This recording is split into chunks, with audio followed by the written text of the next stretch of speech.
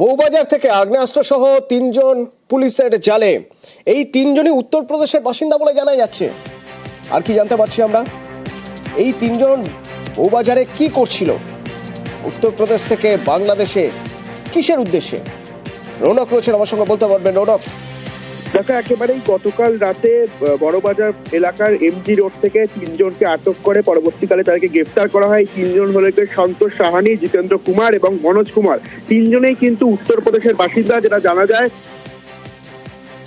তা দেখেই কিন্তু, যেটা কিন্তু উত্তরপ্রদেশের নাম্বার প্লেট ছিল, তা দেখেই প্রাথমিক বড়বাজার পুলিশের সন্দেহ হয়, আটক করা হয় গাড়িটিকে। এবং গাড়িটির যে ড্যাশবোর্ড, সেই ড্যাশবোর্ডের ভেতর থেকে দুটি পিস্তল এবং প্রায় 17 রাউন্ড গুলি লাইভ অ্যামুনিশন উদ্ধার করে এসটিএফ, কলকাতা পুলিশের স্পেশাল টাস্ক ফোর্স। এই দুটি পিস্তলের মধ্যে একটি 9mm সেমি অটোমেটিক এবং আরো একটি 7mm সেমি অটোমেটিক পিস্তল ইতিমধ্যে উদ্ধার করেছে।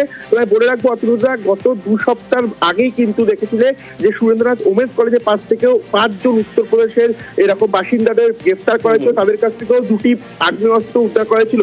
2 সপ্তাহ কাটতে না কাটতে আবারও সেই উত্তরপ্রদেশের বাসিন্দা এবং তাদেরকে গ্রেফতার করে এই দুটি আগ্নেয়াস্ত্র এবং 17 রাউন্ড গুলি পাওয়া গেছে। এবং যে গাড়িটি বাজেয়াপ্ত করা হয়েছে সেটিও কিন্তু উত্তরপ্রদেশের গাড়ি। সেক্ষেত্রে কেন আগ্নেয়াস্ত্র কলকাতায় এবং কি উদ্দেশ্য ছিল, কোন নাশকতার ছক ছিল কিনা, বা কোথা থেকে তারা এই আগ্নেয়াস্ত্র পেল, সেই পুরো বিষয়টি কিন্তু ইতিমধ্যে তদন্ত সাপেক্ষ। আজই তাদেরকে আদালতে তোলা হবে এবং ইতিমধ্যে আর্মস অ্যাক্ট অর্থাৎ অস্ত্র আইনের মামলা রুজু করেছে কলকাতা পুলিশের স্পেশাল টাস্ক ফোর্স।